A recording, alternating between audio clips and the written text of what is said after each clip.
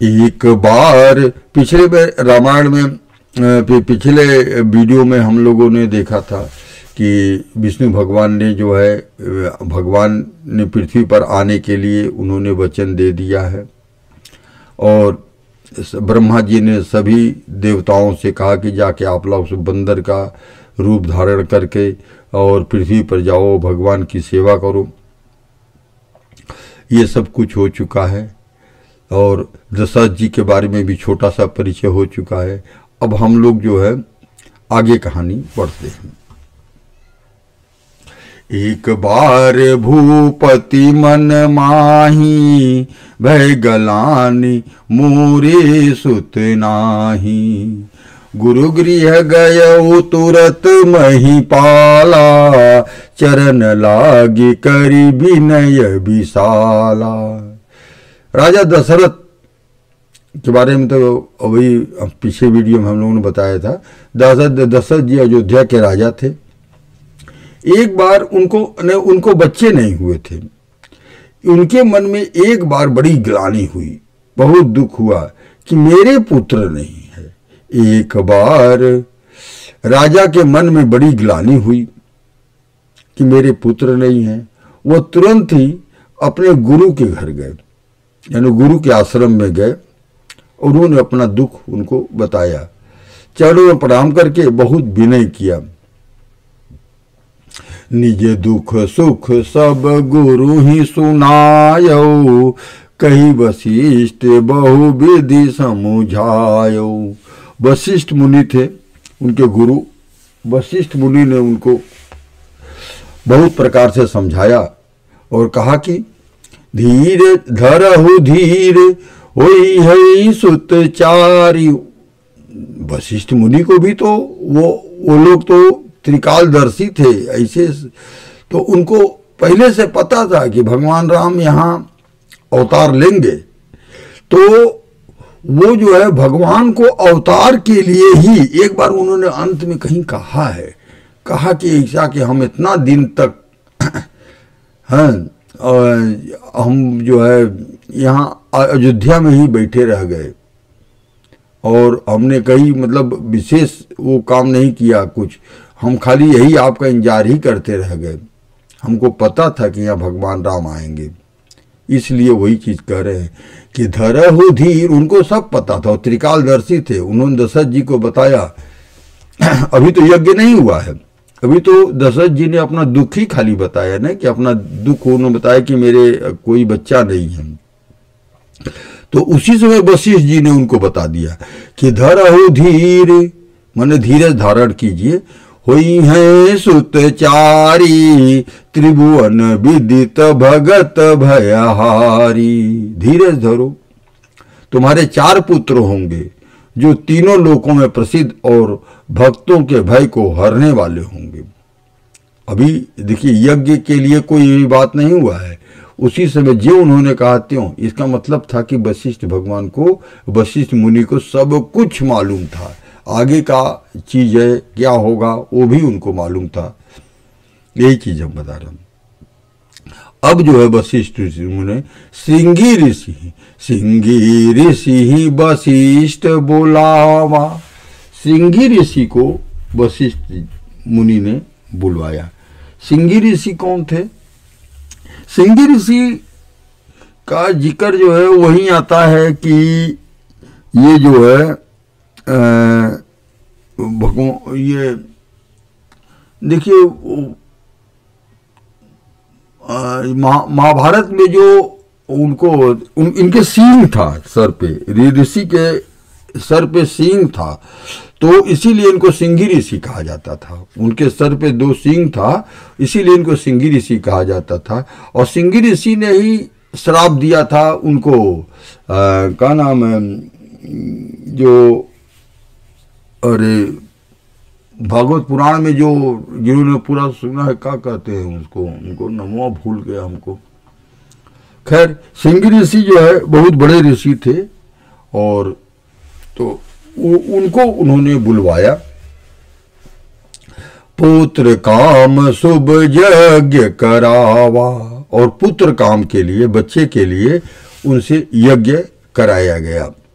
भगति सहित मुनि आहुति दीन, भक्ति के साथ मुनि ने यज्ञ में आहुति दिया है। प्रकटे अग्नि चरु कर लीन।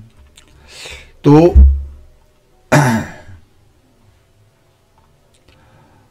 वशिष्ठ मुनि ने सिंह ऋषि को बुलवाया, उन्होंने सुपुत्र कामेष्टि यज्ञ कराया। मुनि के भक्ति सहित आहुति देने पर अग्निदेव हाथ में चरु माने खीर था, खीर लेके जो है अग्नि देवता प्रसाद वापस किए। अग्नि में हम लोग डाल देते हैं तो अग्नि देवता उसको एक्सेप्ट कर लेते हैं, लेकिन यहाँ पे जो है विष्णु वो अग्नि देवता यज्ञ से बाहर निकले और उन्होंने अपने हाथ से अपना प्रसाद एक खीर के रूप में उन्होंने यहाँ पे दिया है। हविष्यान्न खीर लिए प्रकट हुए। कौन? हाथ में अग्नि देवता हाथ में लिए हुए प्रकट हुए। जो वशिष्ठ कछु हृदय विचारा, वशिष्ठ भगवान वशिष्ठ मुनि ने जो है हृदय में विचार किया। सकल काजु भासिद्ध तुम्हारा, आपका सारा कार्य सिद्ध हो गया। यह भी बाट देहु निप जाही, जाके यह हवि, ये जो प्रसाद मिला है इसको जाके जो है आप जो है सारी और रानियों में बांट दीजिए। यह भी बाट देहु निप जाई, जथा जोग जेहि भाग बनाई। तुम जाकर हविष्य मात्र पायस को हैं, जिनको जैसा उचित हो वैसा भाग बनाकर बांट दो। तब अदिश्य भय पावक, सकल सबहि समझाई, परमानंद मगन निप हरसन हृदय समाई। तदंतर अग्निदेव सारी सभा को समझाकर अंतर ध्यान हो गए। राजा परमानंद में मग्न हो गए, उनके हृदय में हर्ष समाता न था। तब ही राय प्रिय नारी बोलाई, तब राजा ने सारी नारियों को, कौशल्या, कैकेयी और सुमित्रा, 3 रानियां उनकी थी, तो तीनों रानियों को उन्होंने बुलवाया। कौशल्यादि तहां चली आई, अर्ध भाग कौशल्य ही दीन्हा, जितना पायस था उसका आधा भाग उन्होंने कौशल्या को दे दिया।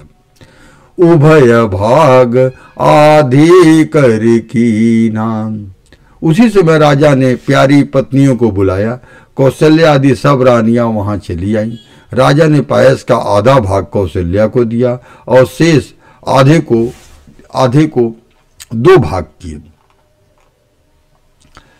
कैकेयी कह निप सोदयऊ, रहे सो उभय भाग पुनि भयऊ। कौशल्या कैकेयी हाथ धरी, दीन सुमित्र ही मन प्रसन्न करी। वह उसमें से 1 भाग राजा ने कैकेयी को दिया, शेष जो बचा रहा उसके फिर 2 भाग हुए, माने आधा तो कौशल्या माता को दे दिए और उसका आधा का आधा जो है कैकेयी माता को दे दिया गया।